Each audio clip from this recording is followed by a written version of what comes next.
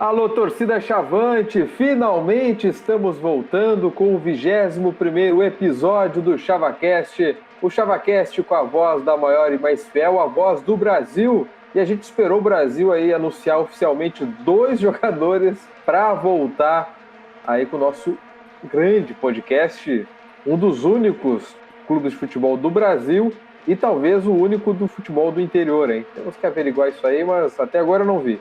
E comigo, eu que sou o Pedro Henrique Kreger, está Marcelo Barbosa, direto de Joinville. Bem-vindo, Marcelo. Fala, gurizada. Antes 2 jogadores apresentados do que 3 sócios, né? Coisa parece que tá melhorando. Também com a gente, Leon Sanguiné. E aí, pessoal? Clima bom pro...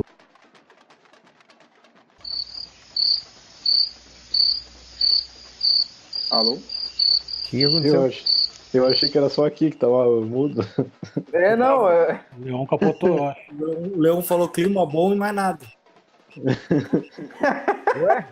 E aí, pessoal? Clima bom no podcast hoje. A expectativa do pessoal tá lá em cima, hein? Também com a gente, o devorador de camisas de futebol aí, o novo adversário do Barbosa, hein? Lucas Maffei. Devorador de camisas. Não, o nosso episódio demorou mais que as contratações do Brasil, né? E também Gustavo Iribarren. Bem-vindo, rapaz. Não, boa noite, bom dia, boa tarde, pessoal. Tá difícil, mas a gente ainda tem esperança que o Brasil contrate uns 3 jogadores antes do Nadson entrar para esse programa de hoje. E é com muita chorumela que a gente começa esse episódio Corneta Cast para, olha, pavor aí do Ivan no Twitter, já vai nos xingar. Mas a gente vai falar sobre o trabalho do Brasil pós-gauchão, ou a falta de trabalho pós-gauchão. A gente vai discutir isso aqui em preparação para a Série B do Campeonato Brasileiro. Eu quero saber, Marcelo Barbosa, que eu sei que está bem irritado ou não sei, como é que tu está vendo aí essa preparação do Brasil, Barbosa, hoje que o Brasil oficializou a chegada de Juba, seus 34 anos, o Juberci, e também Murilo Rangel, com 27 anos. Amigo, juba neles, cara, juba neles.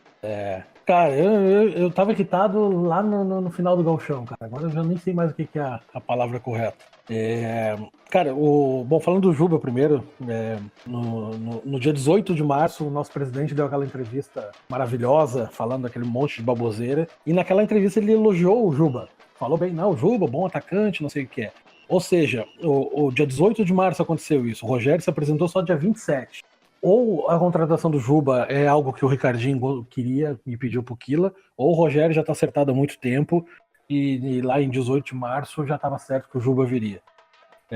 Como eu falei com meu pai ontem no telefone, lá em 2011, quando o Juba jogava no Brasil, ele era muito aguerrido, corredor, e fazia os corre dele, raçudo, e se falava, mas por que o Brasil não tem um time melhor, não contrata mais? Porque não tinha dinheiro. Então era um jogador como o Juba, que era mais na raça do que na qualidade, e então o Brasil não tinha dinheiro para contratar um jogador com técnica melhor, e tinha que ser daquela forma. Totalmente compreensível a torcida levar o time nas costas. Aí passa-se 8 anos, a gente tem 10, 15 vezes mais dinheiro do que tinha naquela época, e a solução é o Juba novamente.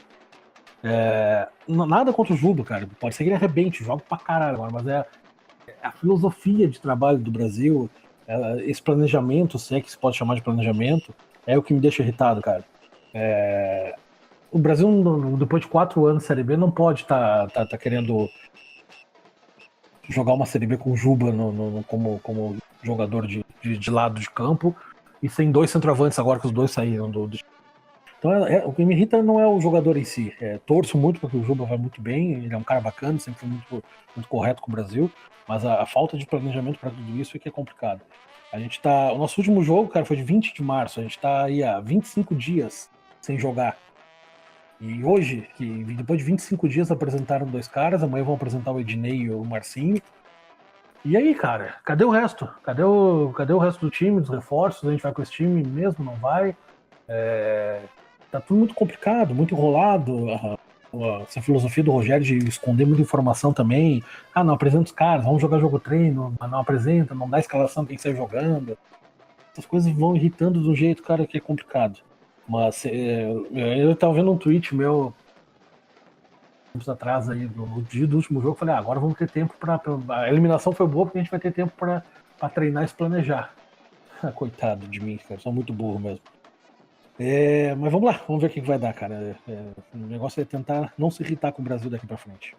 Falando dessa questão do tempo para preparação, me lembro que o Gustavo Iribarren já nos cortou as asinhas aí da galera, dizendo que o Brasil não ia fazer porra nenhuma.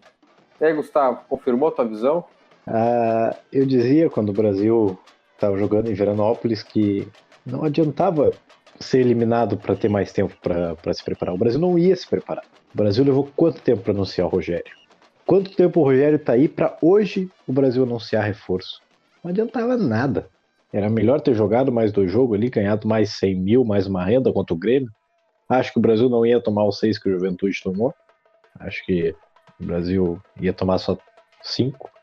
Mas, cara, eu tô tranquilo porque a situação tava feia até eu voltar. Quando eu voltei, o Brasil ganhou o papel, livrou, não tinha mais rebaixamento, não tinha nada. Então isso tá me deixando sangue doce, porque o planejamento do Brasil não existe. Não tem, nem vou cornetear os 2 reforços, eles não têm culpa de nada da falta de planejamento. Mas é bem claro para todos que não são nível de Série B. E o Brasil tem um plantel muito deficitário em algumas posições, na lateral direita, que pode ser resposta com o Ednei ou não, mas até agora no anunciário faltam exatos 11 dias para o começo do campeonato. Falta volante, falta meio para ser titular mesmo, porque eu acho que nenhum dos nossos é titular absoluto, nenhum é condizente, falta centroavante. Então, todo ano de Série B a gente dizia, nós vamos lutar, mas tinha 3 ou 4 pior que o nosso. Todo ano tinha, e na raça a gente conseguiu uns pontos a mais, ficava um pouquinho melhor. Esse ano eu não vejo nenhum time pior que o nosso. Também o Cuiabá, pelo menor poder aquisitivo, pode não chegar tão bem, mas é isso aí. Esse ano nós estamos brigando mais embaixo do que nos outros anos. Raça, organização do time do Rogério, mas é o que eu comentei para os guris esses dias. O Rogério é conhecido por tirar leite de pedra, mas todos os acessos que o Rogério teve, o time, na minha opinião, era bom pro nível do campeonato. Não era o melhor, não era favorito, mas eram bons times. Na segundona era um bom time, na Série D foi um bom time, na Série C a gente tomou uma pressão gigante do Fortaleza lá, que era muito melhor que o nosso, mas o time do Brasil jogou muita bola naquela Série C, jogou muita bola na Série B em 2016. Então, o Brasil sempre tinha bons times pelo menos muito, muito regulares para os campeonatos que disputavam, e esse ano a gente não está vendo isso. Isso que me apavora mais. Vamos ter que torcer muito. Leão Sanguiné, como disse o Barbosa, desde o dia 20 de março o Brasil já parou os trabalhos aí, né? Desde o jogo contra o Veranópolis. Como é que tu avalia desde então o trabalho do Brasil, o Rogério, enfim, a preparação? Cara, não nos surpreendeu, né? O que aconteceu, a gente mesmo aqui tinha dito que o Brasil ia ter um tempo.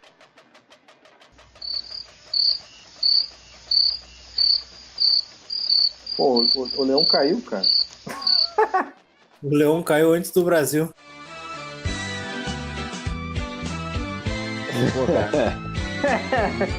Volta aí, Leão. Caiu mesmo, mas chega mais.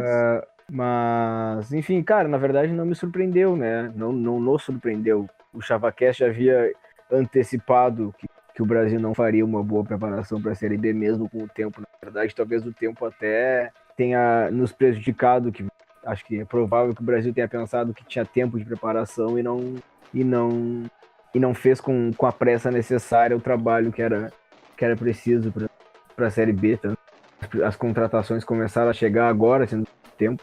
Os 2 jogadores que vieram pararam de jogar. O Juba mesmo parou de jogar junto conosco. Nem sei quanto tempo, bom tempo já o Juba parou de jogar. Não, imagino que não tenha sido uma negociação difícil com o Juba, né? O Juba tem tem propostas de tais times e tal, o Brasil vai ter que vencer essa disputa, então vai demorar um pouco pro Juba chegar. Acho que não, né? Acho que o Brasil deve ter sido uma das únicas propostas que o Juba teve, pelo menos do nível do Brasil, então ele poderia estar aqui há muito tempo e não chegou semana passada, semana atrasada, e poderia já estar entrosado com o time. Mas é isso, eu sigo apostando nos treinamentos, pelo que eu ouço, os treinamentos do Brasil têm sido bons, não pelo fato do time ser bom, mas os treinamentos são bem qualificados, mas eu acho que precisa ainda de peças para time titular. A informação que a gente tinha era que o Brasil contrataria 6 peças para titular no início da Série B, e na verdade o Brasil não contratou ninguém que chega como incontestável, né? O Murilo Rangel aparentemente chegou como um jogador para o time titular, mas isso na verdade é uma notícia ruim, né? Porque se o Murilo Rangel é o titular do Brasil, o time do Brasil vai ser do nível do Murilo Rangel. E um time que tem o Murilo Rangel titular, eu acho que não tem grandes ambições no campeonato, a não ser brigar lá embaixo o tempo todo, sofrer o tempo todo. Espero que o Brasil contrate algum volante de qualidade e um centroavante que pelo menos faça gol, eu acho. Eu acho que o Brasil vai iniciar a Série B pelo jeito com o Douglas Baggio. Absurdo, o Douglas Baggio é menor do que eu.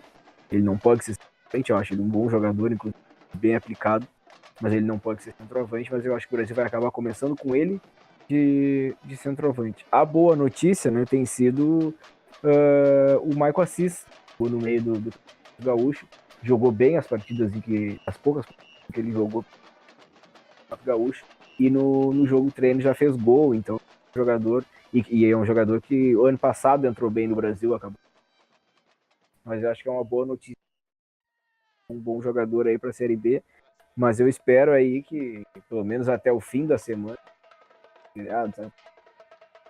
espero que pelo menos até o fim de abril aí o Brasil anuncie alguma outra contratação, senão vai ficar só até o fim da Copa América, só para depois do fim da Copa América, e aí já vão ser são 8 jogos, são muitos pontos disputados que o Brasil pode jogar no lixo, inclusive levando em consideração que é uma tabela inicialmente aparentemente fácil, né? O Brasil de 8 jogos, na América o Brasil joga 5.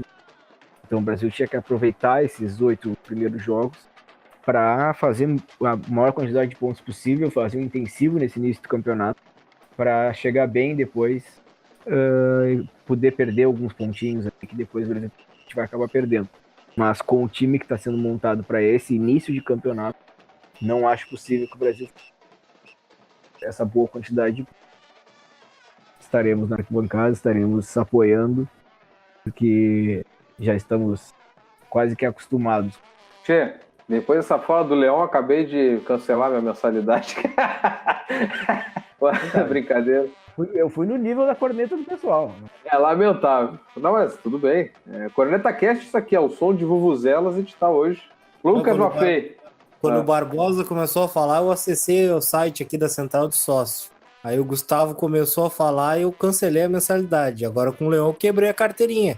Não, eu não sei, não vai ficar. Tá difícil, vai ser difícil eu cornetar no nível do pessoal. Mas vamos tentar. Eu acho que aconteceu tá acontecendo o mesmo que aconteceu quando a gente foi eliminado outra vez na primeira fase e quase caímos. Não trouxemos ninguém, basicamente. Vamos com praticamente o mesmo time. E ainda perdemos algumas peças que eu julgo serem importantes. Eu sou um franco defensor do Michel, que me rendeu um fardo de cerveja. Gustavo me deve um fardo de cerveja graças ao Michel. Então eu acho que o Michel, se fosse titular nesse início, poderia nos ajudar, porque principalmente com o Rogério foi onde ele fez gols na Série B do ano passado e foi bastante importante. O Juba é um problema, né? Porque o Juba a gente já tem aquela visão lá de 8 anos atrás do cara, e o Juba era aquele cara que criava jogada e não fazia gol, era esforçado. E agora, como é que vem o Juba 8 anos depois? É difícil. O Barbosa resumiu bem, porque na época, é o Juba, ele é esforçado, mas é isso aí que nós podemos ter. E agora, a gente não pode ter gente melhor que o Juba? Será que é o mesmo Juba de 8 anos atrás? Eu acho muito improvável que ele tenha melhorado muito tecnicamente a ponto de agora ele ser útil para a Série B e vai ser, sei lá, titularíssimo na equipe do Brasil. O Murilo Rangel também é mais um que vem para fazer grupo ali, vai jogar porque todo mundo joga. Esse é o problema de ter jogador que tu traz para grupo. Eles vão jogar e não sei se vão segurar o Rojão bem na hora do vamos ver. É um problema, mas é um problema que a gente vai ter que superar. Agora, eu não concordo com o Gustavo que ele não vê time pior que o Brasil. Eu nem sei quem são os times ruins ainda. Sempre tem time pior que a gente, sempre tem. O futebol brasileiro é nivelado por baixo. Vai ter lá uns 2 ou 3 jogando bola e o resto tudo vai estar no mesmo bolo. Eu acho muito improvável que a gente vá se afundar no Z4, assim, e vá cair naturalmente, por exemplo, se vier a acontecer. Eu acho bem improvável. O Operário lá, eu julgo ser bem difícil que vai ter time melhor que nós. O Cuiabá também já foi citado, então sempre tem os times fracos por si e os times que são mal organizados, tipo a gente. Então tá todo mundo no mesmo bolo. Mas é difícil. É difícil até não cornetar, né, gente? Eu falei que ia tentar manter o nível e tô aí só cornetando. Mas eu me senti o Pedro hoje, porque tudo que todo mundo quase falou já era o que eu queria falar, então é isso. Não, rapaz. Mas eu vou trazer um pouco de esperança para esse programa. Não, brincadeira. Eu, em maior ou menor grau, concordo com um pouquinho de cada um de vocês. É realmente muito assustador o que está acontecendo. Eu acho que, assim como a gente já conhece o Rogério, ele vai fazer um time competitivo, a gente vai vender caro as derrotas que a gente tiver, espero que a gente tenha poucas, né? Mas é pouco porque a gente espera do Brasil. Tinha torcedor e tinha sócio, a gente quer o melhor do Brasil, é pouco. É uma desorganização muito grande. O Rogério poderia ter um pouco mais de orçamento nas mãos, uma base melhor de jogadores, mas pelo menos um orçamento para tentar moldar um pouco melhor o time com o que ele acha que pode servir. Se ele fosse contratar caras melhores com dinheiro ou não, aí a gente não dá para saber, a gente vai ficar no C. Mas mesmo assim o Brasil tem a obrigação de oferecer um pouco mais de condições. Eu me agarro então em duas paradas aí para acreditar no futuro melhor aí. O trabalho do Rogério é incontestável, pelo menos em matéria de Brasil, e é o nível da competição. Eu sou o contrário do Gustavo também, nesse sentido. Eu acho o futebol brasileiro bem nivelado, mas por baixo. Os melhorzinhos estão na Série A e ganhando rios de dinheiro, os caras estão ganhando muito mais do que deveriam ganhar. Então na Série B fica ali a intermediário entre o céu e o inferno, e eu acho que tem muito time atrapalhado. Tem um Coritiba, que é grande, atrapalhadíssimo, com um time bem contestável, com o Wellington Júnior se destacando na final do estadual. O Wellington Júnior que a gente xingava para dedéu antes do Rogério chegar aqui. O Sport vive um momento horrível. O Vitória dispensou 10 jogadores. Neto Baiano, que foi o goleador no passado, não fez nenhum gol até agora, lá pelo Vitória. São Bento vem numa campanha horrorosa, Botafogo e São Paulo escapando. Enfim, tem muito time de tradição, mas times qualificados, assim, que tu olha, meu Deus, esse time vai destoar, eu não consigo enxergar. Então eu me agarro nisso também, que tá nivelado. Outro problema que agora eu vou ter que dar um pouco de moral aí pro clube, né, pro Brasil, é em relação à grana que a gente gasta com as arquibancadas. Por exemplo, a gente tem muitas críticas a isso, né, a demora para desmanchar ali, tirar as metálicas, enfim. Mas saiu esses dias nas redes sociais aqui em Pelotas, eu fui pesquisar para ver, sobre o estádio Germano Krieger do Operário. Eles, na Série C, eles estavam aí utilizando 8.800 e poucas pessoas no estádio, abaixo, então, do que manda a CBF para B, que é 10 mil, a capacidade mínima. E aí, só com uma readequação, sem obra, sem nada, os bombeiros foram lá, aumentou para 10.632 lugares. Só no olhar ali, só na olhada aí do estádio, e já estão aptos a jogar. E eu estava pesquisando mais sobre isso, o Germano Krieger, o estádio do Operário, já tem um laudo de 2017 falando sobre as anomalias na estrutura do estádio, porque basicamente o estádio é concentrado ali num pavilhão, uma arquibancada coberta, foi construída mais ou menos na época que o estádio do Brasil foi ampliado. Foi em 78 que eles construíram essa arquibancada, e o Brasil ampliou ali, em 77 ali começou a ampliar. Então a mesma idade. Tem esse laudo emitido aí que, pô, se até com isso os caras estão ampliando o estádio, né? A gente com todas essas obras e atendendo a 1 milhão de normativos aí de segurança, o Brasil tem enfrentado isso. O Brasil não pode contar com a ajuda de ninguém nesse sentido, né? O governo do Paraná está dando um auxílio para o estádio do Operário para dar uma reformada, eles querem ampliar para 11.500 para B. O Brasil não pode contar com isso. E a exigência, né? A própria exigência de 10 mil lugares para o time disputar, eu acho muito nada a ver, sem noção. Eu estava pegando aqui a média de público da Série B do ano passado. A média foi de 5 mil torcedores no geral, tá? De todos os clubes. Sendo que o Fortaleza meteu 28 mil por jogo, então elevou bastante aí a média do campeonato. Mesmo assim, foi uma média baixíssima, não condiz com o regulamento, com o que pede. O Brasil, ano passado, teve de média na B 3 mil por jogo, menos de 3 mil, um pouquinho. A Série A, o Campeonato Brasileiro, tem 18 mil pagantes em média por jogo, abaixo de campeonato japonês, abaixo de segunda divisão inglesa, abaixo de segunda divisão da Alemanha, se eu não me engano. Lá na Inglaterra, por exemplo, que eu sempre uso como exemplo, o Arsenal enfrentou em 2017 um time bem pequenininho, que tem um estádio para 5 mil pessoas, cabe 800 pessoas sentadas, Sutton United, não sei se eu pronunciei certo. Cara, umas exigências que aqui estão nos ralando, para não dizer outra palavra, e isso complica a situação do Brasil. Por isso que eu estou tentando dar um pouco mais de esperança aqui pro programa, né? Tudo isso atrapalha o Brasil. Esses regulamentos da CBF não nos ajudam e há um peso e duas medidas aqui dentro do próprio país, né? Com o Operário recebendo esse canetaço aí, ampliando o estádio. Não sei se vocês querem acrescentar mais alguma coisa, mas eu quero dizer isso. Dá para confiar um pouco no Rogério, mas o Brasil está devendo muito. Está devendo muito para o seu torcedor, está devendo muito para os profissionais que trabalham no clube. E o Corneta Cast ele tem que existir por isso, porque uma hora a sorte vai acabar. Daqui a pouco, a magia que o Rogério consegue fazer aqui no Brasil não vai dar certo. Daqui a pouco dá tudo errado esse ano. Então, a gente tem que exigir mais do clube, né? E eu acho que esse é o principal motivo de a gente estar com um clima tão perturbador aqui no episódio, porque a gente vê esse futuro aí com os olhos arregalados. Enfim. Nadson. Pô, Nadson Hacks está presente no estúdio aqui do ChavaCast. Chegou Nadson, antes dos reforços do Brasil. Chegou antes. Pô, mas aí é fácil, né, cara? Chegar Nadson, antes dos reforços. A gente falou um pouquinho aí. Chegou trazendo esperança. Todo mundo meteu a corneta, eu também meti um pouco. Mas também trouxe um pouquinho de esperança, né? Olhando por outro lado, eu quero saber de ti. O que é que tu imaginas pro Brasil? Então, 2019 é o ano do maior desafio da vida de Rogério Zimmermann. Eu tô convicto disso. Subir da segundona para a Série A foi um grande desafio, mas nós tínhamos um elenco superior ao campeonato.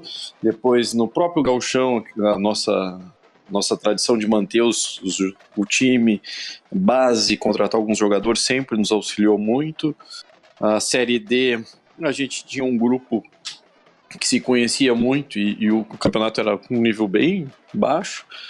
Série C, para mim, o método que se joga hoje, aí 2 grupos de 10, classifica 4 e depois tu vai para um mata-mata e sobe, não é nenhuma coisa assim de outro mundo, né, chegar com chance no mata-mata. E mesmo assim nós tínhamos um grupo legal, claro que enfrentamos um time bem superior e aí méritos do grupo e do treinador. Depois tivemos vários momentos difíceis, inclusive o ano passado com o Rogério foi fenomenal o que ele fez, mas esse ano eu tô bem preocupado, porque a base do time aí não existe, né? Não tem base. Só os jogadores que passaram no gauchão e com muita dificuldade, né? Graças ao Papa, que a gente sempre tem que agradecer, que nos aliviou a alma no final. E as contratações, nós perdemos alguns jogadores importantes, né? Michel, na realidade o Michel era o jogador importante. É que eu tinha um pouco de fé no Helder, mas pelo visto ele não estava afim de jogar bola aqui. Abrimos espaço aí no nosso centroavante e vamos começar o ano na Série B sem centroavante, jogando um time um pouco enviesado e um pouco diferente.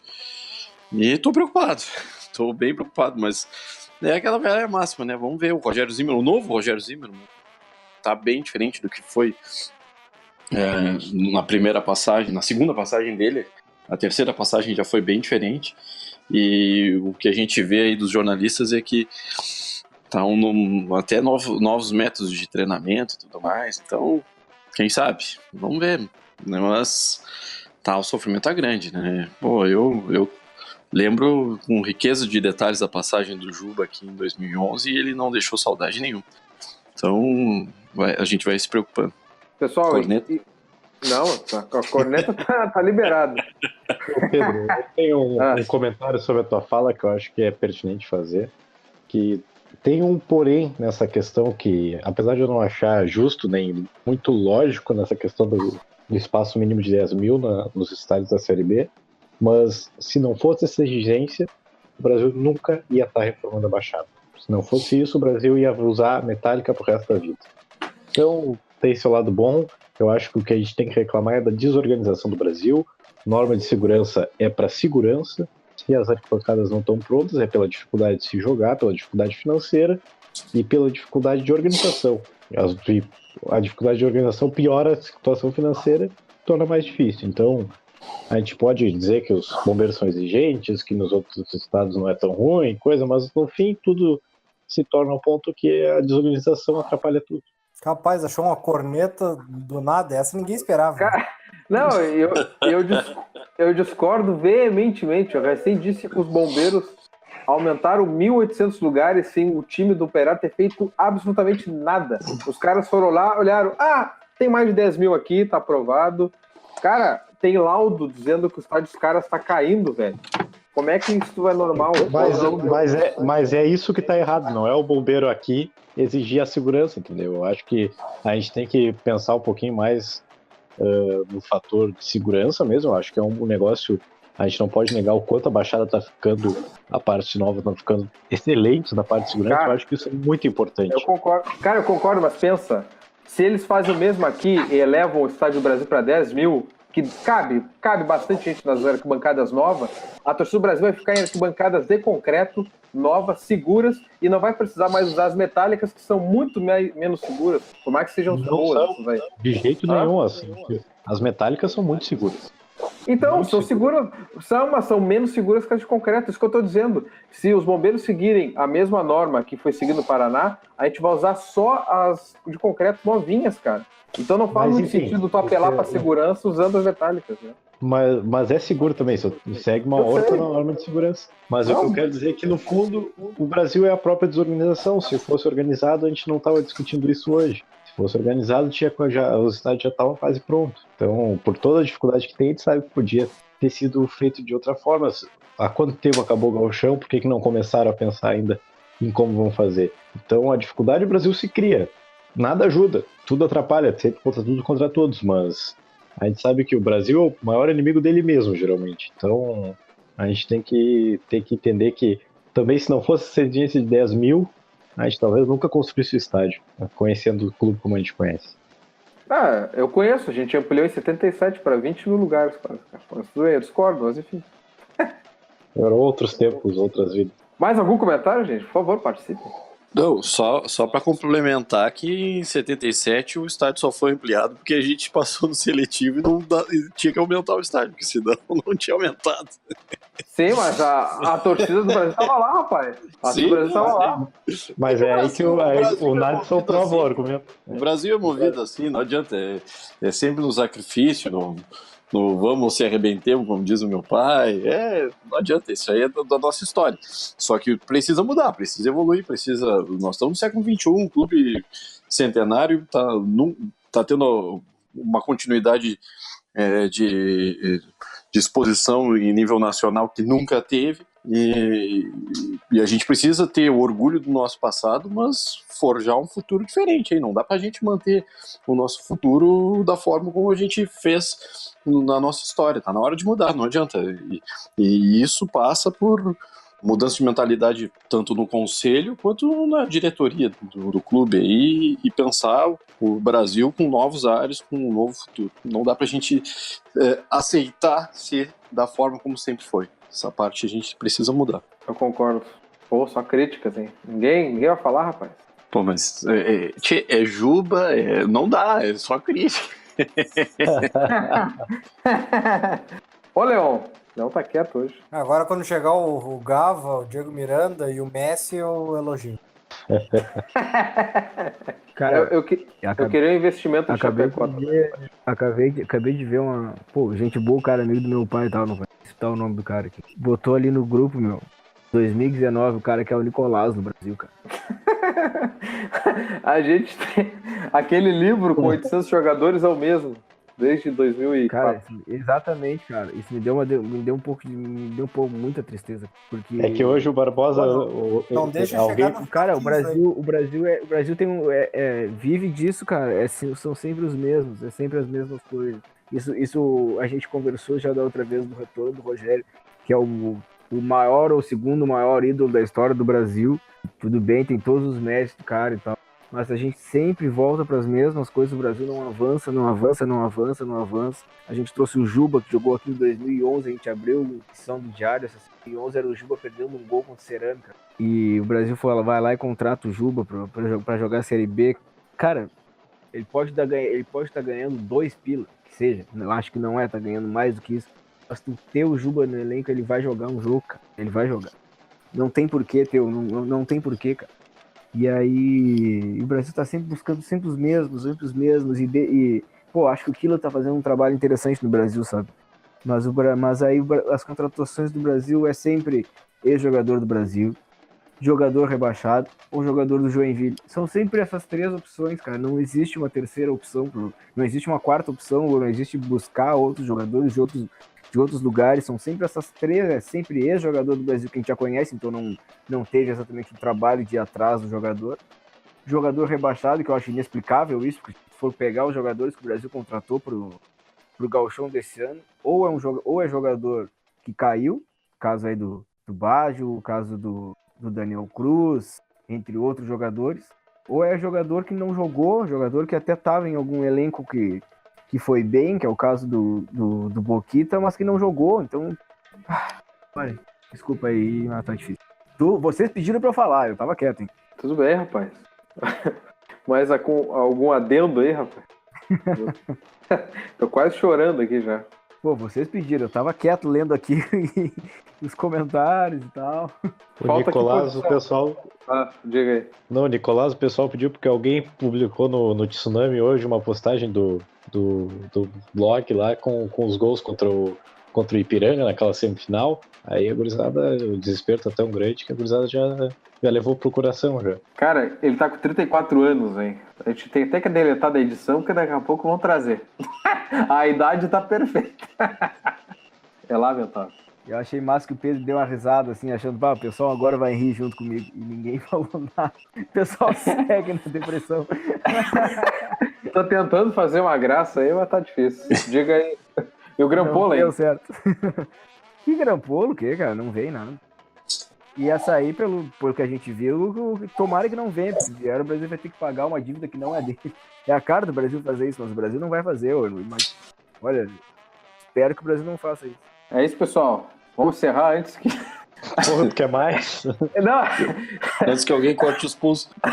Não, eu acho que tem torcedor que... Eu acho que ninguém vai estar ouvindo nessa parte aqui desse programa. Tá liberado falar o que quiser. Ninguém vai estar ouvindo.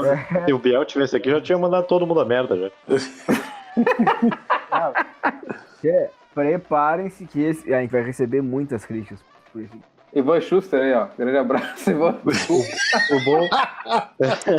O bom das críticas do Ivan é que ele sempre posta no comentário do YouTube, ninguém vê. Verdade. Lamentável. É o blog. Cara, criaram um blog aí, fudeu tudo. E sabe o que é o pior de tudo isso, cara? O Brasil não vai cair. E aí vai ser aquele sofrimento agora, vai ser o sofrimento durante o campeonato. Aí depois o Brasil não cai e não vai mudar nada. O Brasil vai continuar nessa mesma porque deu certo, entre aspas, deu certo de novo. Eu tô vendo que vai ser exatamente isso que vai acontecer. O Lucas Curso postando ali que o Clayton tá sendo um destaque no Botafogo da Paraíba. Cara, ele tava aqui do lado, cara. E o Brasil não buscou. Aí tá lá na porra da Paraíba se destacando. É foda. É foda. É isso aí, pessoal. Vamos encerrando esse episódio cheio de corneta, né? Corneta do funk, aquelas Melancólico. Melancólico. Trombetas do Apocalipse. Exatamente isso. Agradecer a audiência, quem teve coragem de ouvir até aqui. E vamos esperar aí os novos contratados se vierem. E se alguém tiver o número do Eduardo Martini, por favor, mandar. Por favor, estamos procurando. Mandei. Pô, tá louco. Ah, tá Cara, bom. vai ser muito massa. Vai ser muito massa a gente acordar amanhã com Marcial e um baita centroavante. Isso não vai acontecer, mas. O Leão O vai problema é acordar que eu tô todo acordando todo mijado.